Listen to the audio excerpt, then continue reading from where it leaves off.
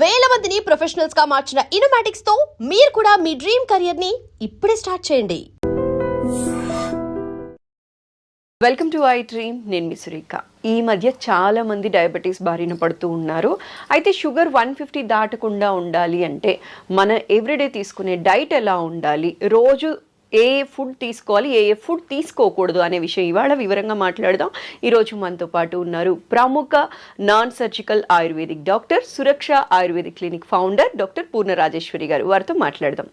నమస్కారం అమ్మ. నమస్తే అమ్మా. ఎలా ఉన్నారు? బాగున్నాను, థ్యాంక్ యూ. అమ్మ, జనరలీ ఏంటి అంటే షుగర్ 150 దాటకుండా ఉండటం కోసం చాలా కష్టపడుతూ ఉన్నారు. చాలా మంది డయాబెటీస్ బారిన పడిన వాళ్ళందరూ కూడా తగ్గించడానికి చాలా కష్టపడుతూ ఉన్నారు. అసలు డయాబెటీస్ బారిన పడకుండా ఉండాలి అంటే, 150 దాటకుండా ఉండాలి అంటే ఎవ్రీడే ఏ ఫుడ్ తీసుకోవాలి, ఏ ఫుడ్ తీసుకోకూడదు?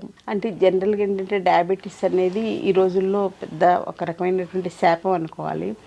పాత రోజుల్లో ఏంటంటే తిండి లేక చాలా కరువులో ఉండి చాలా ఇబ్బందులు పడుతుండే, క్షామంలో ఉండి చాలా ఇబ్బందులు పడుతుండే వాళ్ళం మన భారతీయులు. ఇప్పుడు ఏంటంటే చాలా కష్టపడి ఆర్థికంగా బలపడ్డాం, కానీ ఆరోగ్యపరంగా చాలా బలహీనం అయిపోయాం. దానికి ఎగ్జాంపుల్ ఏంటంటే మనకు వస్తున్న diabetes, hyper tension, main problems, life style disorders అంటారు వీటిని. అలాంటివి చాలా ఉన్నాయి మనకి. ఆస్మా కానీ, ఒబిసిటీ కానీ, ఇవన్నీ చాలా వస్తాయి. అవన్నీ నెక్స్ట్, కానీ ఫస్ట్ అండ్ ఫార్మోస్ట్ డయాబెటీస్ అనమాట. ఎందుకంటే తినడానికి ఉండదు, ఏం తినడానికి ఉండదు. ఏది తినాలన్నా నోట్లో పెట్టుకోవాలంటే భయంగా తినవలసి వస్తుంది. కొంతమంది చాలా స్ట్రిక్ట్గా ఫాలో అయిపోతారు, ఇంకా వాళ్ళకి తినడానికి ఏం ఉండదు అనమాట. అసలు అంత డ్రై ఇదిలో ఉంటారు, అంటే కరువులో ఉన్నట్టుగా, ఉపవాసంలో ఉన్నట్టుగా ఉంటారు అనమాట. అందుచేత కొంచెం ప్రణాళికాబద్ధంగా ఆహారాన్ని వాళ్ళు ప్లాన్ చేసుకుంటే మంచిగా ఆరోగ్యంగా తీసుకోవచ్చు. టేస్టీ ఫుడ్ కూడా తీసుకోవచ్చు. ఓకే. అంటే జనరల్గా టేస్టీ ఫుడ్ అంటే ఎలాగో అనారోగ్యకారకం అని చెప్పేసి వాళ్ళు భయపడతారు, కానీ ఇంట్లోనే కొన్ని టేస్టీ ఫుడ్స్ కూడా మనం చేసుకోవచ్చు. ఇందులో కొంచెం వీలైనంత వరకు చెప్పడానికి ప్రయత్నం చేద్దాం. సో ముఖ్యంగా ఏంటంటే వాళ్ళు ప్లాన్ చేసుకోవాల్సిన ఆహారంలో క్యాలరీస్, కార్బోహైడ్రేట్స్ అందరూ చెప్పేది తగ్గించేసేది అనేది చాలా ఇంపార్టెంట్. తర్వాత ఏంటంటే ప్రోటీన్స్ ఎక్కువగా ఉండాలి. తర్వాత అందరూ చాలామంది పట్టించుకోని విషయం ఏంటంటే పీచు పదార్థాలు ఎక్కువ తీసుకోవాలి.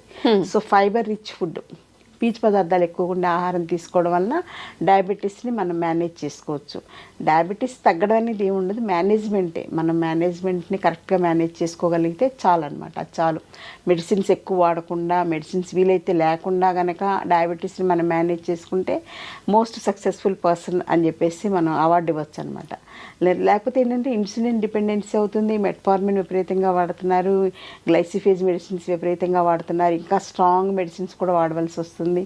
ఆ మెడిసిన్స్ వల్ల సైడ్ ఎఫెక్ట్స్ చాలా ఎక్కువ ఉంటాయి, భయంకరమైనటువంటి సైడ్ ఎఫెక్ట్స్ ఉన్నాయి. కాబట్టి అవి తక్కువగా వాడుకునేలాగా మన డైట్ ప్లాన్ అనేది ఇంపార్టెంట్. మీరు అడిగిన డైట్ ప్లాన్ చాలా అవసరం అమ్మా.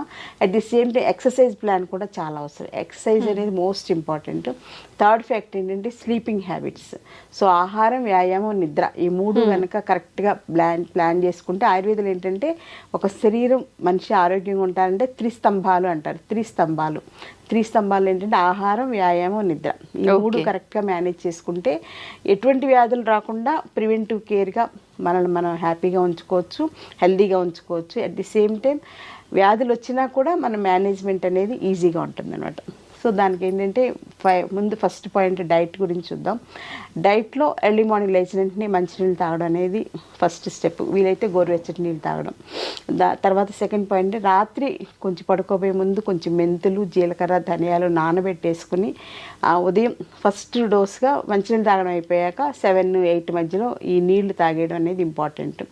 తినగలిగితే నమిలేసేసి మింగేసేయచ్చు. మెంతులు కానీ, ధనియాలు కానీ, జీలకర్ర నమిలి తినడం అంటే కొంచెం కష్టంగా ఫీల్ అయ్యేవాళ్ళు జస్ట్ ఆ వాటర్ తాగినా కొంతవరకు బెనిఫిట్ ఉంటుంది. ఒకవేళ తాగలేకపోతే దాంతో కొంచెం డికాక్షన్ లాగా, టీ లాగా పెట్టేసేసుకుని అందులో కొంచెం అల్లం ముక్క కూడా వేసుకుని, కొంచెం దాల్చిన చెక్క కూడా యాంటీ డయాబెటీస్గా బాగా పనిచేస్తుంది, వేసుకుని తాగడం అనేది ఒక టీ లాగా అనమాట. అంటే మామూలు మనం తాగే టీ పౌడర్తో టీ కాకుండా ఇలా టీ లాగా తాగేయచ్చు గోరువెచ్చగా. తర్వాత 9 లోపల బ్రేక్ఫాస్ట్ ఏంటంటే ఇడ్లీ లాంటివి సాఫ్ట్ ఫుడ్స్ కామన్ అని కదా, ఇడ్లీ కానీ, ఉప్మా కానీ అలాంటివి. సో ఇడ్లీ మామూలు ఇడ్లీ. ఉప్మా మాత్రం బొంబాయి రవ్వ ఉప్మా కాకుండా మొక్కజొన్న రవ్వ ఉప్మా కానీ, లేకపోతే ఎల్లో కలర్లో ఉంటుంది ఒక రకమైన రవ్వ, బన్సీ రవ్వ అంటాం, అది కానీ, లేకపోతే గోధుమ రవ్వ ఉప్మా కానీ, ఏదైనా ఎక్కువ క్వాంటిటీ కాకుండా ఒక 2 to 3 ఇడ్లీస్ సైజ్ అయితే అలా మామూలుగా 4 ఇడ్లీస్ తినేవాళ్ళు 3 ఇడ్లీసే తీసుకోవాలి. దాంతో పాటుగా ఏంటంటే వెజిటబుల్ సలాడ్ కానీ వెజిటబుల్ సూప్ కానీ తీసుకోవాలి. అంటే ముఖ్యంగా క్యాబేజ్ ఫైబర్ బాగుంటుంది కాబట్టి క్యాబేజ్ బాగా తీసుకోవచ్చు, క్యారెట్ వేసుకోవచ్చు, బీన్స్ వేసుకోవచ్చు, ఇంకేదన్నా మనకు అవకాశం ఉంటే వేసుకుని అవన్నీ ఉడకబెట్టేసేసుకుని అది కొంచెం ఉడకనివ్వాలన్నమాట. కొంచెం ఒక 5 minutes ఉడికాక అది వడకట్టుకుని సూప్ లాగా తాగేయచ్చు, లేదా సలాడ్స్ లాగా తీసుకోవచ్చు. అందులో టేస్ట్ కోసం కానీ కొంచెం ఉప్పు వేసుకోవచ్చు, కొంచెం నిమ్మరసం కూడా వేసుకోవచ్చు, కొంచెం మిరియాల పౌడర్ కూడా వేసుకోవాలి. మిరియాల పౌడర్ కూడా డయాబెటీస్కి మంచిది కాబట్టి అలా తీసుకోవచ్చు. అది బ్రేక్ఫాస్ట్ టైంలో. అంటే ఇడ్లీ క్వాంటిటీ కొంచెం తగ్గించుకుని ఆ ప్లేస్లో సలాడ్స్ తోటి ఫిలప్ చేసుకున్నాం అనమాట. అది ఒకటి. నెక్స్ట్ 11 o'clock ఆ టైంలో ఆఫీస్కి వెళ్ళినా పక్కన ఒక బాటిల్లో మజ్జిగ చేసుకుని పట్టుకెళ్ళాలి. ఆ మజ్జిగ కూడా ఏంటంటే రాత్రిపూట ఒక 1/2 liter పాలు తోడుపెట్టేటప్పుడు అందులో ఒక 2 స్పూన్లు మెంతులు వేసేసి తోడుపెట్టేసేయాలి. సో మెంతుల్లో ఉండేటువంటి యాంటీ డయాబెటిక్ యాక్షన్ అంతా కూడా పెరుగులోకి వచ్చేస్తుంది. సో మళ్ళీ పెరుగు వాడకూడదు. పెరుగు వల్ల కూడా డయాబెటీస్ పెరుగుతుంది. మజ్జిగే వాడుకోవాలి. సో మజ్జిగ చేసేసుకుని ఒక బాటిల్ నిండా పోసుకొని ఎక్కడికి వెళ్తే అక్కడికి మనం తీసుకెళ్ళిపోవచ్చు. మధ్యాహ్నం 11 o'clockకి ఒక 250 ml మజ్జిగ తాగేసేయాలి. 1 o'clockకి లంచ్ ఏంటంటే మనం మామూలుగా వైట్ రైస్ అనేది మోస్ట్ కామన్ కదా. White rice, white sugar, white salt, white packet milk, maida, ఈ 5 కూడా white poisons. Okay. 5 white poisons వల్ల డయాబెటీస్ మల్టిప్లై అవుతుంది అనమాట. సో ఈ 5 కూడా తీసుకెళ్ళి కాశీలో వదిలేసినట్టు వదిలేయాల్సిందే డయాబెటీస్ పేషెంట్స్. సో ఈ 5 వైట్ పాయిజన్స్ వదిలేస్తే సగం శని వదిలిపోయినట్టు అనమాట. లేకపోతే ఆ వైట్ రైస్ వల్లనే డయాబెటీస్ బాగా పెరిగిపోతుంది. సో వైట్ రైస్ ప్లేస్లో మనం ఏంటంటే బ్రౌన్ రైస్ తీసుకోవచ్చు, లేకపోతే నవరార ధాన్యం అని తీసుకోవచ్చు, లేకపోతే రాజముడి ధాన్యం అని చెప్పేసి ఇప్పుడు చాలా వస్తున్నాయి. ప్రకృతి వైద్యం ద్వారా వచ్చేవన్నీ కూడా ఆర్గానిక్లో రైస్వే చాలా వస్తున్నాయి. ఒకవేళ అవన్నీ దొరకకపోయినా జొన్నలు వాడుకోవచ్చు, జొన్న రవ్వ ఉప్మా లాగా చేసుకొని తీసుకోవచ్చు, లేకపోతే గోధుమ రవ్వ ఉప్మా తీసుకోవచ్చు. అలా వీటికి ఆల్టర్నేటివ్స్ తీసుకుంటూ వీక్లీ ట్వైసే బ్రౌన్ రైస్ తినాలి. ఏదైనా ఏ రైస్ అయినా వీక్లీ ట్వైసే. మిగిలిన రోజులన్నీ కూడా గోధుమ రవ్వ కానీ లేకపోతే జొన్న రవ్వ కానీ ఇలాంటి వాటితోటి అన్నంలా వండుకోవడం ఏదో ఒకటి అలా ప్రిపేర్ చేసుకుని తీసుకోవాలి. కానీ కర్రీస్ మాత్రం బాగా తీసుకోవాలి. ముఖ్యంగా పప్పు కంపల్సరీగా ఎవ్రీ డే లంచ్లో ఉండాలి.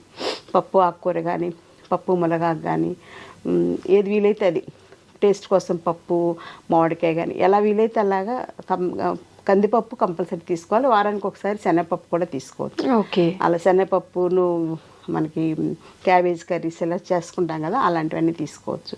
దాంతోపాటుగా లంచ్లో జాంకాయ కానీ లేకపోతే బొప్పాయి పండు కానీ ఏదో ఒకటి, అంటే టూ మచ్ క్యాలరీస్ ఉండేటువంటి అరటిపండు, సపోటా పండు, మామిడి పండు కాకుండా జామకాయ, పపాయ, నారింజ, యాపిల్ ఇవన్నీ కూడా అంటే మనం వెతుకుతుంటే చాలా దొరుకుతాయి. మనం చాయిస్ లేదనుకుంటాం కానీ మన అదృష్టితో చూడనమాట. అందరూ ఒకే టైప్ ఫుడ్కి అలవాటు పడిపోయాం ఇప్పుడు. అలా కాకుండా కొంచెం డిఫరెంట్గా ఆలోచిస్తే బోల్డ్ దొరుకుతాయి. సో అలా తీసుకోవాలి. అంటే కడుపు నిండాలి కదా. ఇప్పుడు మామూలుగా అయితే అన్నమే చక్కగా ఇంత అన్నం పచ్చడి వేసుకుని, ఇంత అన్నం పప్పు వేసుకుని, ఇంత అన్నం పులుసు వేసుకుని, ఇంత అన్నం పెరిగేసుకుని తింటే కడుపు హాయిగా నిండుతుంది. వైట్ రైస్ కదా, షుగర్ కూడా అలాగే మల్టిప్లై అయిపోతుంది. అందుకని ఏంటంటే బ్రౌన్ రైస్, గోధుమ రవ్వ అవి ఎక్కువ తినలేం, బాడీకి పట్టదనమాట.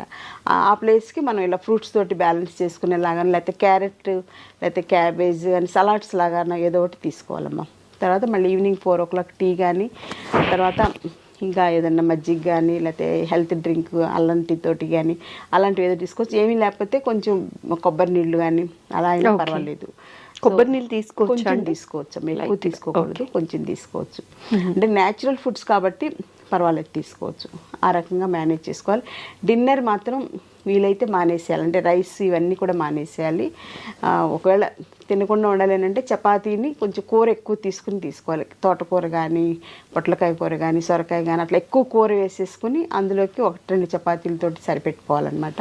లేదంటే రాగి జావ ఉంటుంది కదమ్మా, రాగి జావ బాగా ఎక్కువ క్వాంటిటీలో రాగి జావ కానీ, రాగి సంకటి కానీ అలాంటివి తీసుకుని కొంచెం మజ్జిగ తాగడానికి తీసుకుంటే సరిపోతుంది అనమాట. సో ఈ రకంగా డైట్ ప్లాన్ చేసుకోవాలి.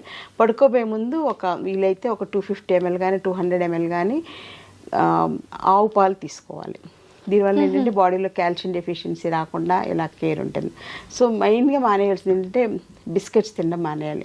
చాలామంది చెప్పేది ఏంటంటే, డాక్టర్స్ కానీ ఎవరైనా చెప్పేది అంటే మధ్య మధ్యలో ఎప్పుడు ఆకలిస్తే అప్పుడు 2 అవర్స్కి ఒకసారి బిస్కెట్స్ తినేసేయండి అని చెప్తారు.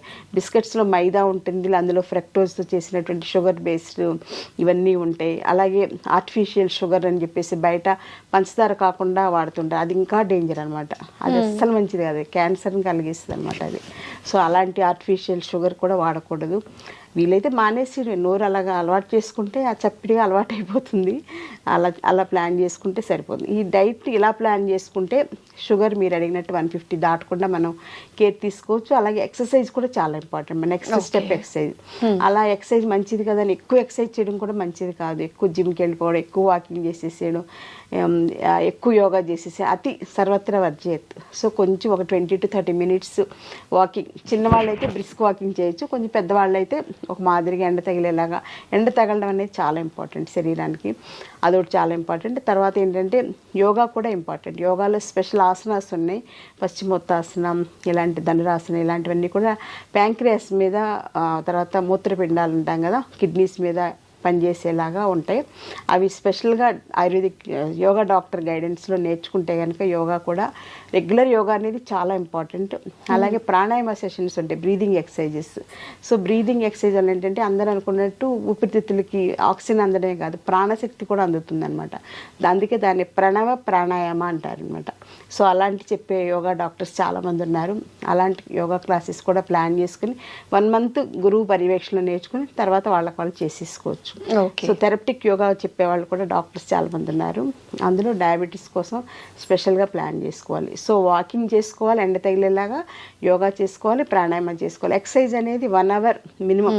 అలాగే ఆఫీసులకు వెళ్ళిన వాళ్ళు కూడా మధ్య మధ్యలో ఎప్పుడు గ్యాప్ దొరికితే అప్పుడు సుఖ ప్రాణాయామ కానీ ఏదో ఒకటి ప్రాణాయామ ప్రాక్టీస్ చేసుకుంటే చాలా మంచిది అనమాట. వైటల్ పవర్ పెరుగుతుంది మనలో ప్రాణాయామం వలన. సో దీంతో పాటుగా సౌండ్ స్లీప్. నైట్ 9:30 to 10 లోపల పడుకోవాలి. మార్నింగ్ ఫ్రెష్గా 4, 6, 7 లోపల లేవాలన్నమాట. ఇంకా 7 దాటి నిద్రలేస్తే అసలు వాళ్ళకి రోజంతా కన్ఫ్యూజను, మెటబాలిజం అంతా కూడా ఇర్రెగ్యులర్ అయిపోతుంది. సో డయాబెటీస్ అనేది మెటబాలిక్ డిజార్డర్ కాబట్టి మన శరీరంలో ఉండేటువంటి మెటబాలిజంని మనం కోఆర్డినేట్ చేసుకుంటూ అనుసంధానంగా ఆహారం, వ్యాయామం, నిద్ర ప్రణాళికబద్ధంగా చేసుకుంటే డయాబెటీని అధిగమించవచ్చు. అలాగే డయాబెటీస్ తోటి మేనేజ్ చేసుకోవచ్చు.